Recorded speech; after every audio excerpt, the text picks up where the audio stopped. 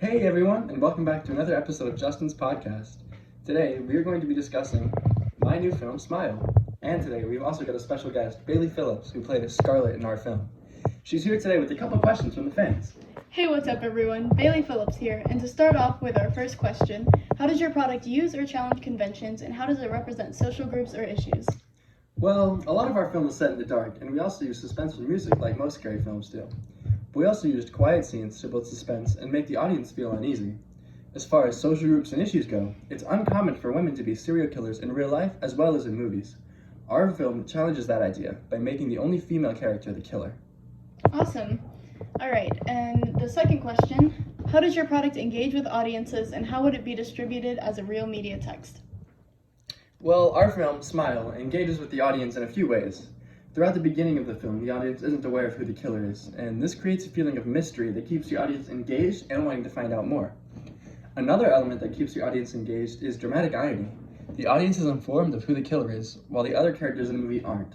This creates a sense of suspense, especially when the audience can see that the killer is holding the knife behind her back.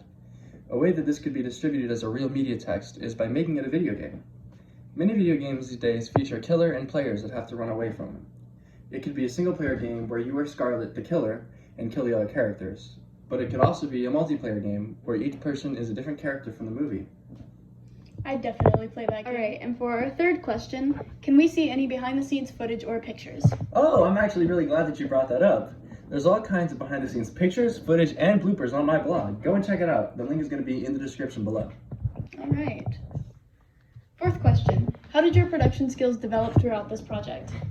Well, my production skills really developed, especially since this is my first time ever editing a video or filming a movie. It was a long process of learning how to use the editing software especially, but eventually I got everything down. I used the software to cut clips, edit in sounds, edit in music, make the credits, and all kinds of other stuff too.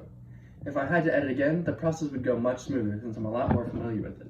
And for our last question, how did you integrate technologies, software, hardware, and online in this project? Oh, well, we used all kinds of technology in the making of this movie. For starters, we used an iPhone 12 to film, which is capable of shooting video in 4K quality. The video editing software that was used was called DaVinci Resolve. We downloaded the music and sound effects from online sources, and finally in the end, it was uploaded online to YouTube.